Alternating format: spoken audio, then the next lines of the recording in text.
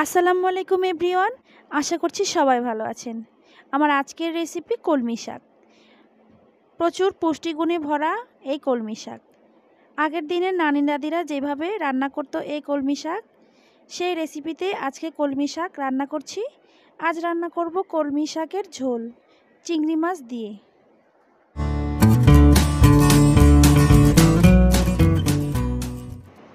রান্নার জন্য আমি একটি প্যানে 2 টেবিল চামচ তেল দিয়ে দিচ্ছি 5 থেকে 6টি কাঁচামরিচ আর একটি পেঁয়াজ কুচি। একটু ভেজে নিয়েছি। এখন অ্যাড করে দিচ্ছি ছোট চিংড়ি মাছ। আপনারা চাইলে বড় চিংড়ি মাছ দিয়েও এই রান্নাটা করতে পারেন।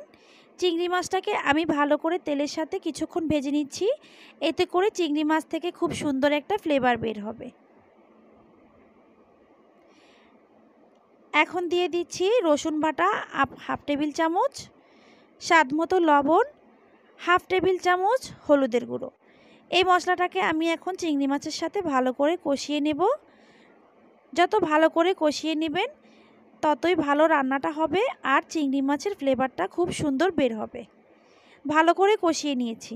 এখন অ্যাড করে দিচ্ছি কলমি শাক।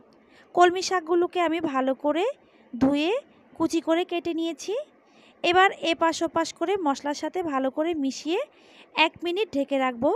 এর চেয়ে বেশি ঢেকে রাখার কোনো প্রয়োজন নেই। 1 মিনিট ঢেকে রাখলেই শাকটা একদমই সেদ্ধ হয়ে যাবে। 1 মিনিট ঢাকনা দিয়ে ঢেকে রেখেছিলাম। শাকটা অনেকটাই সেদ্ধ হয়ে গেছে। একটু নেড়েচেড়ে সব মশলার সাথে ভালো করে মিশিয়ে নিচ্ছি। এই শাক রান্নায় কোনো রকম পানি ব্যবহার করব না। শাক থেকে যতটুকু পানি বের হয়েছে ততটুকু পানি দিয়ে আমি রান্না করে নিয়েছি। রান্নাটা একদমই কমপ্লিট হয়ে গেছে। কলমি শাক রান্না করতে মাত্র 2 থেকে 3 মিনিট সময় লাগে। এর চেয়ে বেশি রান্না করলে বা চুলোয় রেখে দিলে শাকের কালারটা নষ্ট হয়ে যায় আর খেতেও ভালো লাগে না। দারুণ পুষ্টিগুণে ভরপুর এই কলমি শাকের রেসিপি কেমন লাগলো অবশ্যই কমেন্ট করে জানাবেন। আমাদের দেশীয় একটি শাক, এই শাক আমাদের স্বাস্থ্যের জন্য খুবই উপকারী। রেসিপিটি ভালো লাগলে লাইক, কমেন্ট, শেয়ার করবেন।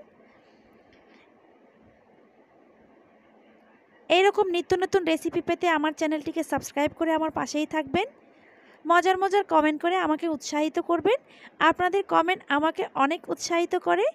সবাই ভালো থাকবেন, সুস্থ থাকবেন। দেখা হবে পরবর্তী কোনো রেসিপিতে। আল্লাহ হাফেজ।